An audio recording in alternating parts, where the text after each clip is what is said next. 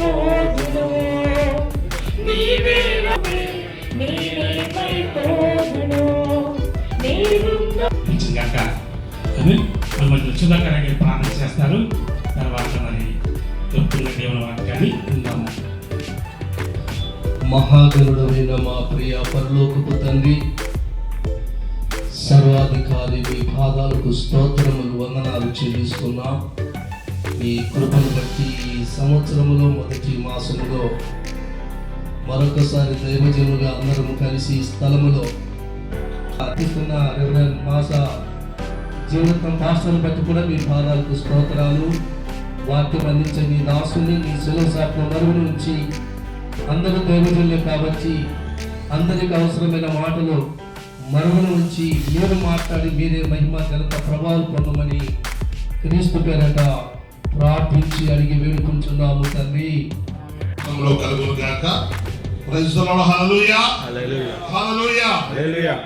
మన ప్రభువైన యేసుక్రీస్తు అతి శ్రేష్టమైనటువంటి నామములో ఈ సమయంలో ఇక్కడ చేరవచ్చినటువంటి ప్రతి దైవజనుడికి పేరు పేరున నా యొక్క హృదయపూర్వకమైనటువంటి శుభాభివందనములు తెలియపరుస్తూ ఉంటున్నాను. దేవునికి స్తోత్రం కలుగునుగాక. అయితే ఈ రోజుల్లో కూడా అదే పరిస్థితి మనకుంది. ఏమిటి పరిస్థితి అంటే సువార్త బహిరంగంగా ప్రకటించలేకపోతున్నాం. అలాగనే బయటికి వెళ్ళి కరపత్రాలు బహిరంగంగా ఇవ్వలేకపోతున్నాం. లేకపోతే ఒక వ్యక్తిని ఒక 2 నిమిషాలు నిలబెట్టి ప్రభుని యేసుక్రీస్తు శుద్ధ రక్షకుడిగా అంగీకరించండి, నీ పాపములు క్షమించబడతాయి, నువ్వు పరలోకానికి ఎత్తబడతావు అని మాట కూడా చెప్పుకోలేనటువంటి పరిస్థితుల్లో ఈ రోజు ఉన్నాం. సో అలాగనే ఆ ప్రాంతంలో ఉన్నవారు అనేకమైన వారు అన్యులు చూసిన వారు విన్నవారు అలా రక్షించబడ్డారు, క్రీస్తును సొంత రక్షకుడిగా అంగీకరించబడ్డారు. వారు బాప్తిసం తీసుకుంటూ ఆ ప్రాంతంలో దగ్గర ఉన్నటువంటి సంఘాలకు వెళుతున్నారు, దేవుని మహిమపరుస్తున్నారు. నెహెమ్యా గ్రంథంలో 1వ అధ్యాయం 4వ వచనమును మనం చూస్తే, నెహెమ్యా గ్రంథము 1వ అధ్యాయం 4వ వచనములో ఒక మాట ఉంది. నెహెమ్యా గారు ఈ మాటలు విన్నప్పుడు అని రాయబడి ఉంటుంది. ఈ మాటలు వినినప్పుడు అంటే నెహెమ్యా ఈయన ఏంటంటే Nehemiah is a responsible person. ఈయన నెహెమ్యా ఒక బాధ్యత కలిగిన వాడు. బాగా గమనించాలండి, నెహెమ్యా ఒక బాధ్యత కలిగిన వాడు. అంతేగాని is a not a pastor, is a not a bishop, is a not a reverend doctor కాదు. ఈ నెహెమ్యా ఎవరంటే ఈజ్ ఏ ఎంప్లాయీస్. ఈ నెహెమ్యా ఎవరంటే ఈజ్ ఏ మ్యాన్, ఒక బిలీవర్. ఈయన పాస్టర్ కాదు, ఈయన బిషప్ కాదు, ఈయన రెవరెండ్ కాదు, ఈయన కేవలం ఒక ఉద్యోగం చేస్తున్నటువంటి సాధారణమైనటువంటి మనిషి, లేకపోతే ఒక విశ్వాసం కలిగిన వాడు. ఈ విశ్వాసం కలిగిన వాడు, ఒక ఉద్యోగం చేస్తున్నవాడు, ఒక బాధ్యత కలిగిన వాడుగా ప్రవర్తించాడు. ఏమి బాధ్యత కలిగాడు? అక్కడ ఏం రాయబడిందంటే నెహెమ్యా ఈ మాటలు వినినప్పుడు ఆయన ఏం విన్నాడు? 4వ వచనంలో ఆయన విన్నాడు. ఆయన విన్న మాటలు ఏంటంటే 3వ వచనంలో ఉంది. ఆ పైన రాయబడినటువంటి ఏం విన్నాడంటే నెహెమ్యా కొంతమందిని పిలుచుకొని చెరపట్టబడిన వారి నుండి శేషించిన వారి నుంచి కొంతమందిని పిలుచుకొని యెరూషలేము యొక్క క్షేమాన్ని గురించి, అలాగనే ఇశ్రాయేలు ప్రజల గురించి, అక్కడ ఉన్నటువంటి ఆ పరిస్థితులని అడిగి తెలుసుకున్నప్పుడు వారు చెప్పినప్పుడు నెహెమ్యా ఏది ఎవరినైతే అడిగినప్పుడు వాళ్ళు ఏం చెప్పారో ఆ మాట విన్నాడు. ఏం విన్నాడు అక్కడ మాట అంటే వాళ్ళు దుఃఖములో ఉన్నారు, వాళ్ళు వేదనలో ఉన్నారు, వాళ్ళు బాధలో ఉన్నారు. యెరూషలేము యొక్క ప్రాకారములు కూర్చోబడ్డాయి, గుమ్మములు కాల్చబడ్డాయి, మందిరము పాడైపోయింది, పరిశుద్ధి కూడా ఆగిపోయింది, స్వేచ్ఛ లేదు, స్వతంత్రత లేదు, అనేకమైన వ్యాధులతో బాధపడుతున్నారని ఆ మాటలు వినినప్పుడు అర్థమైందన్నమాట. ఆ మాటలు వినినప్పుడు నెహెమ్యా బాధ్యత తీసుకొని ఆయన ఏం చేశాడంటే అక్కడ కూర్చొని ఏడ్చి దుఃఖముతోటి ఉపవాసం ఉండి ప్రార్థన చేశాడు. ఎవరండి ప్రార్థన చేసింది? ఎవరండి? బిషప్ గారా, ప్రెసిడెంట్ గారా, ఏమండి బిషప్ గారా, సెక్రటరీ గారు? ఎవరైతే ప్రార్థన చేసింది?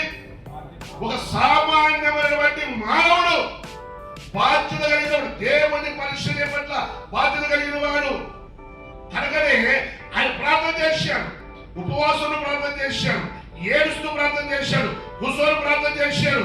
అంత మాత్రమే కాదు కానీ వెళ్ళి అనేకులని సమకూర్చాడు. రండి శాపములను దర్శించాడు. మా దగ్గరకు వచ్చినప్పుడు మీ ఒక్క మారు కూడా పట్టు నెంబర్ 1 మా యొక్క ప్రతినిధి గారు మరి దినకరయ్య దగ్గరకు వచ్చినప్పుడు ఆయన ఏం ఆలోచన చేయకుండానే అన్నాడు. ఎవరు కూడా మేము ప్రశ్నించలేదు. కారణం ఏంటి తెలుసండి, దేవుని సేవ కొరకు బాధ్యత కలిగినప్పుడు ఎవరు కూడా మనం ప్రశ్నించకూడదు. హల్లెలూయా.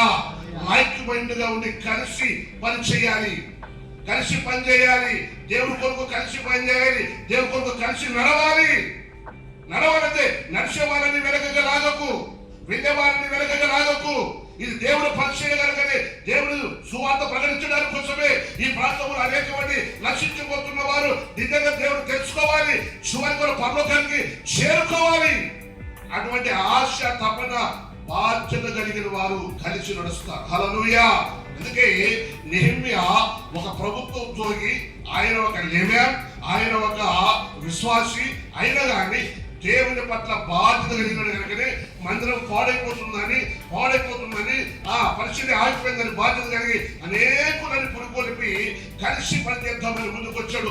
అలాగనే కంటోన్మెంట్ లో బోయినపల్లిలో ఉన్న పాస్టర్ పిలుచుకున్న అందరూ కానీ కలిసి పని చేయాలనే ఉద్దేశంతో ఈ కార్యక్రమం జరుగుతుందండి. దేవుని స్తోత్రం. హల్లెలూయా.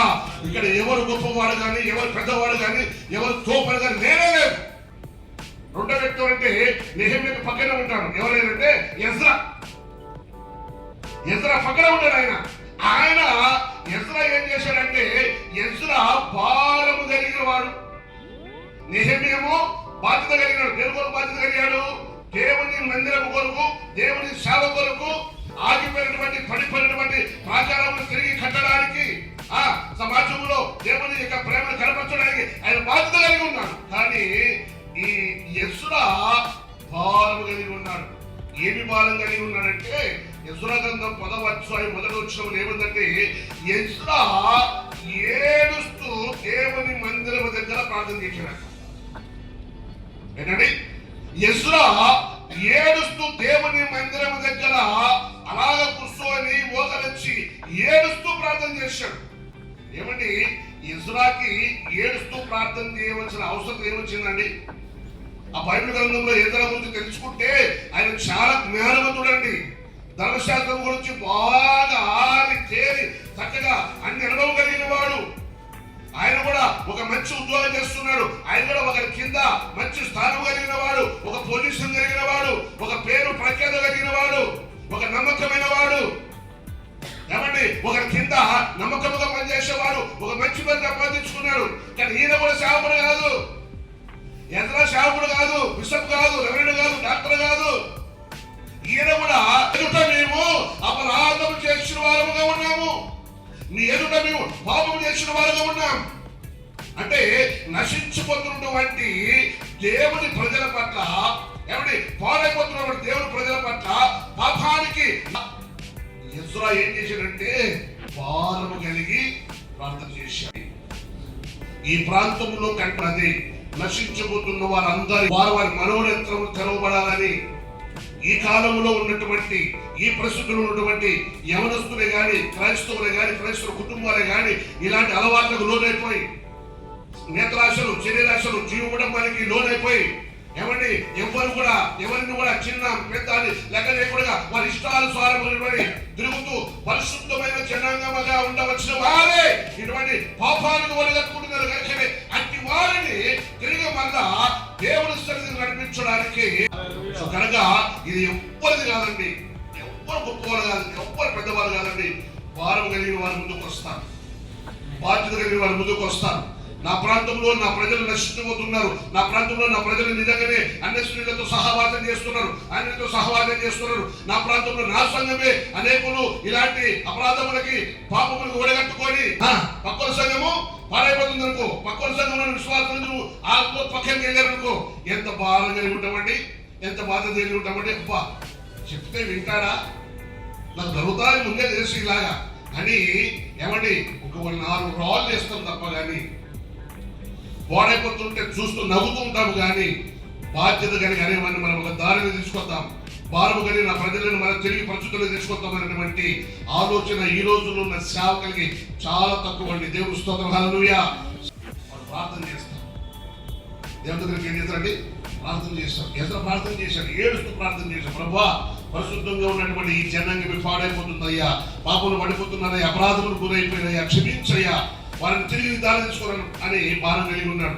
అలాగే నెహెమ్యా కూడా బాధ్యత కలిగి, అయ్యా సంఘము పడిపోతుంటే సంఘ పరిచర్య ఆగిపోతుందయ్యా, అయ్యా చీకటిలో ఉంటున్నారైనా ప్రజలు, అయ్యా కాల్చబడ్డాయ్యా, కాల్చబడే సంఘములు ప్రార్థనలు కాల్చబడ్డాయి, సంఘములో ఉన్నటువంటి గొలుసు ప్రార్థనలు కాల్చబడ్డాయి, సంఘములు ఐక్యత కలిగి ఉన్నటువంటి ప్రార్థనలు అన్ని సాధనలు కాల్చబడ్డాయి. అవి తిరిగి పునరుద్ధరించాలంటే నెహెమ్యాలాగా నీవు నేను మనమందరం ఒక బాధ్యత కలిగిన వారు ఉండాలి. అలాగనే నీవు నేను మనమందరం కలిసి యెహోవా వలె ఒక భారం కలిగి కలిసి ఈ పనిలో ముందుకు కొనసాగించాలని మనం చేస్తూ ఈ కొద్ది మనకు దేవుడు నియమించి ఆస్వాదించబడను గాక.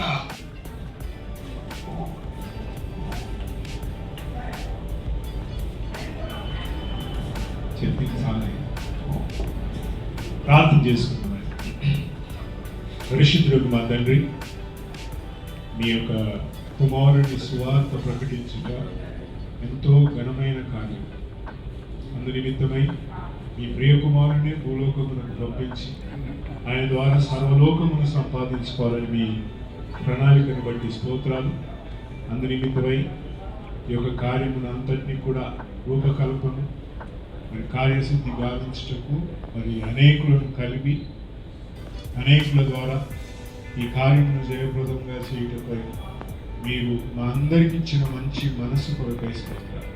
మరి ఈ సన్నిధిలో మీ జ్ఞానం కొరకై, మీ వివేచన కొరకై వేచి ఉన్నాను, మీకు సహాయం చేసి ఇది మహిమ కొరకు యేసు ప్రభు వారికి ప్రార్థిస్తున్నాము. వచ్చిన దైవజనులందరికీ చాలా థ్యాంక్స్. నాకు ఈ సమయం ఇచ్చినందుకు జీవరాత్మయ్య గారికి చాలా వందనాలు. ఇక్కడికి వచ్చిన కారణం ఏంటంటే ఏప్రిల్ 24వ తారీఖున unity conference welfare, Christians welfare program అన్నమాట. నేనెవరు, నా పేరు బండ్రోల్. దేవజనులందరూ ఒక దగ్గరికి చేరాలి అనేది నా కోరిక, నా ఆశ. 20 ప్రజలు ఎట్లయితే 20,000 మందిని ఒక దగ్గరికి, అదేవిధంగా 20,000 మంది దైవజనుల్ని ఒక దగ్గరికి తేవాలి అనేది నా ఆశ. ఇది ఏప్రిల్ 24వ తారీఖున ఎల్బీ స్టేడియంలో చేయాలి అని మేము అనుకుంటున్నాం. దీనికి గాను మీ అందరి సహకారం, సహాయం మాకు అవసరం. ప్రతి ఒక్కరూ దీని గురించి ప్రార్థన చేయండి, ప్రతి ఒక్కరూ అక్కడికి రావాలి అని ఆశపడుతున్నాం. ఇది కేవలము పాస్టర్స్కి సంబంధించి, పాస్టర్ పిల్లలకి సంబంధించి, క్రైస్తవులకి సంఘస్థుల గురించి మేము ఒక వెల్ఫేర్ ప్రోగ్రామ్స్ చేస్తున్నాము. దానికి గాను ఏదైతే పాస్టర్కి హెల్త్కి సంబంధించి కానీ, పిల్లల చదువులకి సంబంధించి కానీ, సంఘస్థులకి స్కిల్ ప్రోగ్రామ్స్కి సంబంధించి కానీ మేము సహాయం చేయాలి, ప్రోగ్రామ్స్ చేయాలి అని అనుకుంటున్నాం. కాబట్టి దేవజనులందరూ అక్కడికి చేరాలి, అక్కడికి రావాలి అనేది మా ఆశ, మా కోరిక. ఏదైతే మేము ఈ ప్రోగ్రామ్ చేస్తున్నామో దానికి సంబంధించి మా కొన్ని రిక్వెస్ట్లు ఉన్నాయి, పెద్ద ఏం లేవు. దీనికి సంబంధించి యూట్యూబ్లో లైన్ ఆఫ్ జూడా హైదరాబాద్ అనే ఒక ఛానల్ ఉంది, దాన్ని సబ్స్క్రైబ్ చేయండి. దాంట్లో అనేక ఇట్లా ఏదైతే మేము ప్రోగ్రామ్స్ చేస్తున్నామో దానికి సంబంధించిన కార్యక్రమాలన్నీ దాంట్లో ఉంటాయి. దాన్ని ఫాలో అయితే మేము ఏం చేయాలనుకున్నాం అనేది మీకు తెలుస్తుంది. ఇంకో విషయం ఏంటంటే ప్రతి దైవజనులు ఇక్కడ ఏదైతే నేను ఇక్కడ మీకు పోస్టర్ ఇస్తున్నానో కొంచెం ఇది అందరికీ ఫార్వర్డ్ చేయాలనేది నా కోరిక. ఈ సమయం ఇచ్చిన దైవజనులకి చాలా థ్యాంక్స్.